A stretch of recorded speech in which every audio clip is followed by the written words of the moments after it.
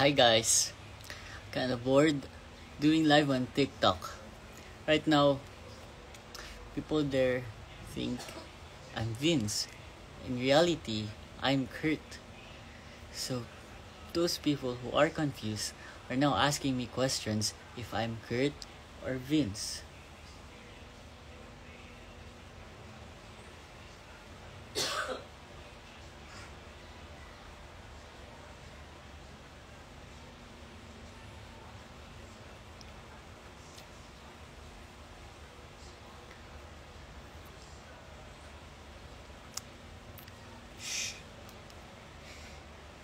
How much po talent fee pag nag-talent? 60 million. 60 million. I see.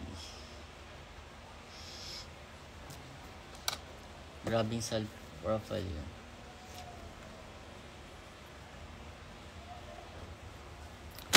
Wait, I wanna see my side profile.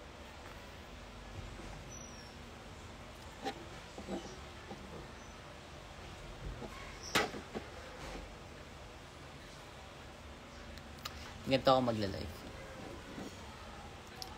Hello po. Wala akong mabasa.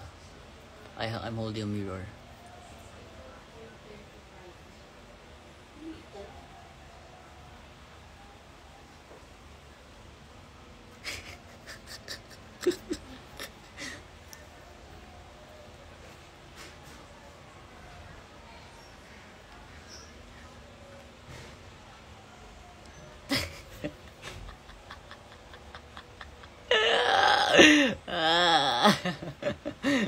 I'm having fun.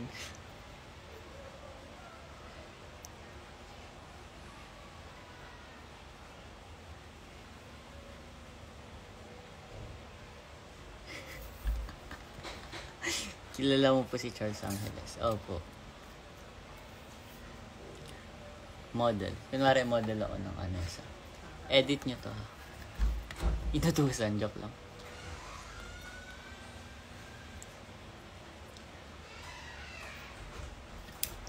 Kunwari may sunscreen sa ano.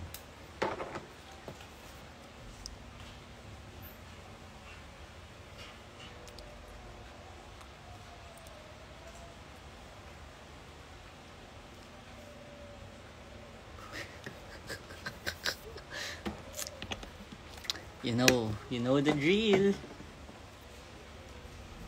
Wala akong pampunas. Wait lang.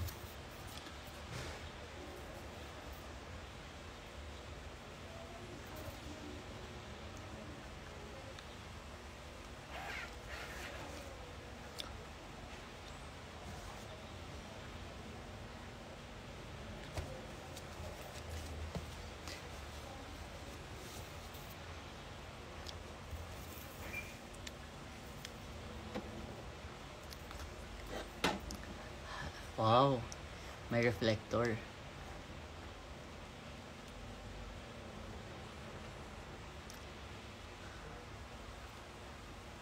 Kila mo si Vince, kamukha mo daw nag-live siya kanina sa TikTok.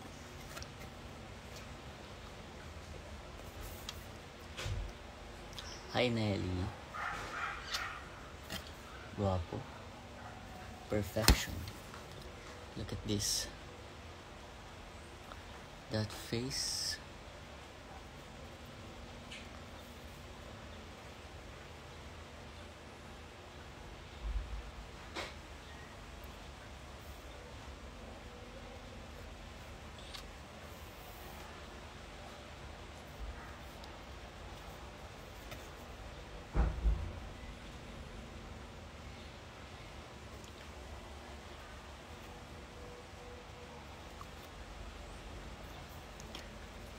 The face card is given.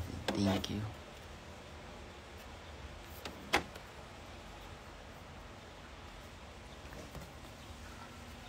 Ito ang aking face card.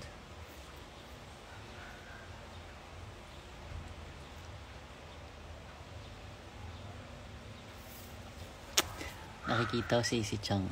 Thank you. Baboret na ako. Babay na nga.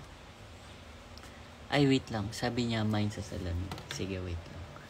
Dahil dyan, kakantahan kita ng song. It's 8 p.m. Salamin.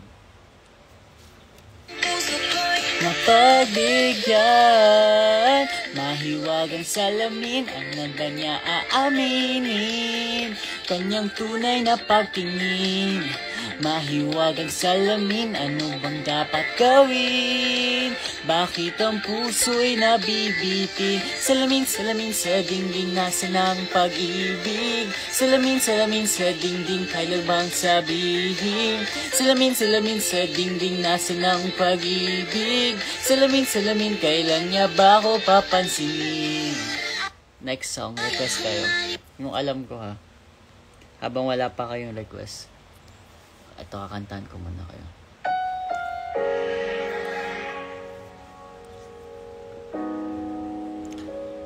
Sayawin nyo na din po. Sige, madali akong kausap.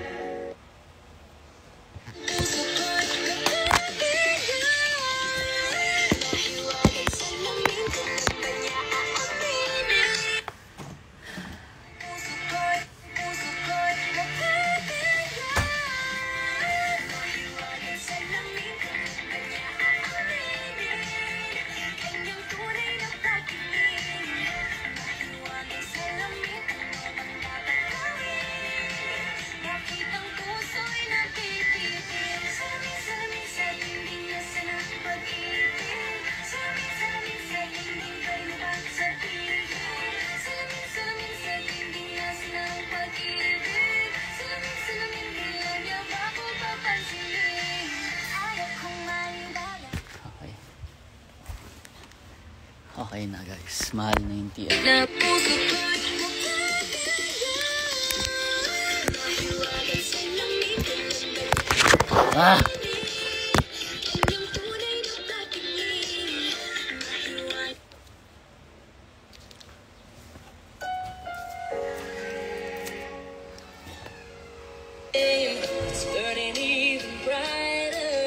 Johnny died before.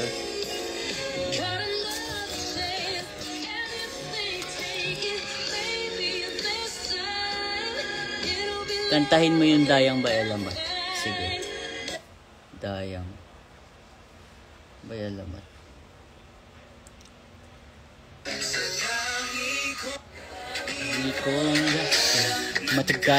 Matagal din naging hangal. Saan hinan na papagmamahal pero walang nagtatagal. Iinom ako siya bago sarili pero wala nang nangyari. At saka bakit bigla siyang nagsabi nawalan ako ng gana, di na nawalan sa pag-asa. Pero kung kailan di mo naman inakala, may isang darating ng babalik ni sa mundo mong balkabing.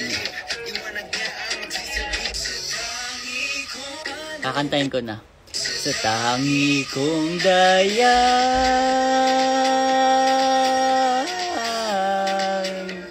kalasa ka na,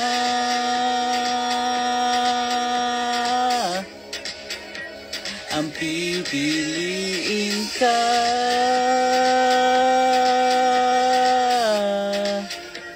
sa bawat araw,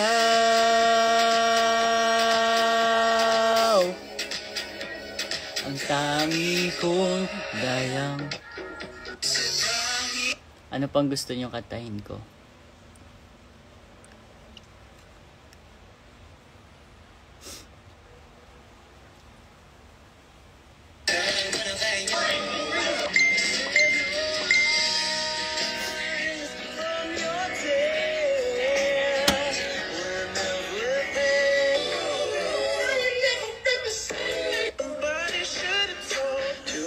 This candy works out every day until a broccoli grows on his head. His mom got so worried about this that she hired an exorcist. They carefully walk upstairs, and when she opens the door to his room, he is still working out. The exorcist walks into the bathroom where he finds a cabinet full of healthy supplements. The candy even brushes his teeth. so he puts up candy crosses on his wall while he does pull-ups in the back of his room. Next, he pours sugar all over the floor and starts reading out candy ingredients to try stop the broccoli. But this turns out to not be enough, as the broccoli has already grown on his head, and he begins taking off the candy layer on the outside. He starts panicking as the broccoli approaches him, so he decides to use his last resort. He grabs a bottle of high-fructose corn syrup and splashes the broccoli with it. Suddenly, all healthy things in the house shatter, as if Candy Thanos had just snapped. And after spraying the whole bottle on the broccoli, he finally disintegrates. And the next day, the candy is reborn. But as his mother hugs him, he realizes something, and when the chocolate bar leaves, he starts working out again because this candy works out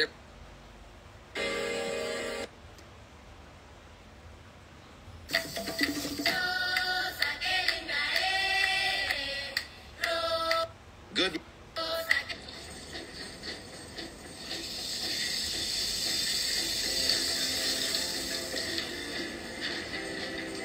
Wow. Now, Chef, are these regular house irons, Chef, or what are these? These are regular house irons, so you can do this yourself anytime you want. What? Beautiful. Okay, here we go. Excellent. That's where we're setting our steak. And just so you guys can see this side, this is the raw part of the steak. We're not eating that part. I don't suggest anybody eat that part. That's the part that we're going to cut out. But it's what's been hanging. All right, let's...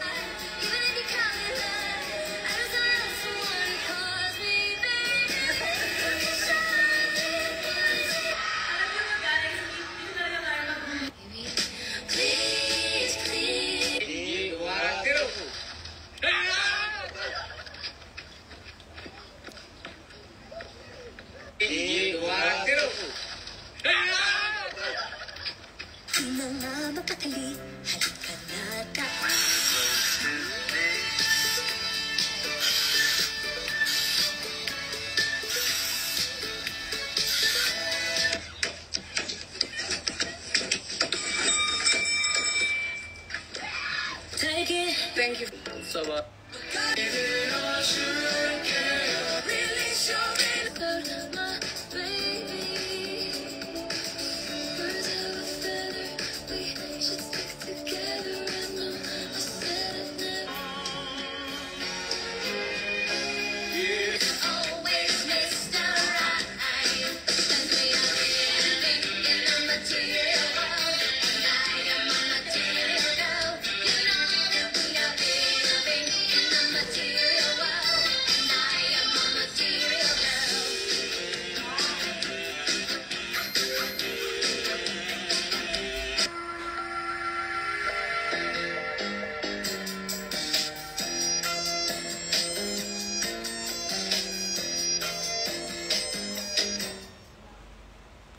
Again, basket 3 na.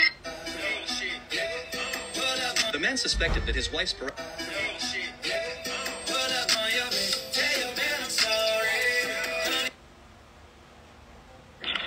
magiging masaya?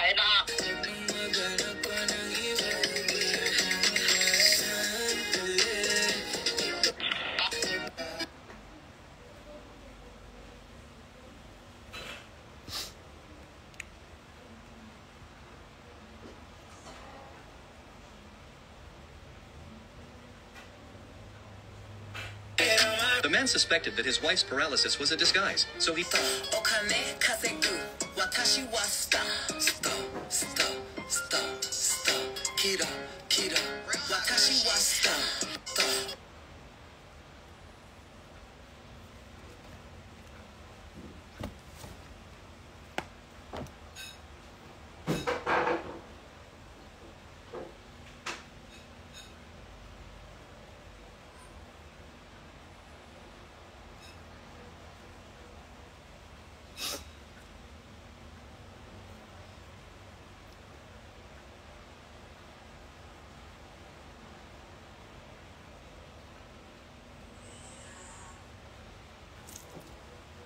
I'm good po.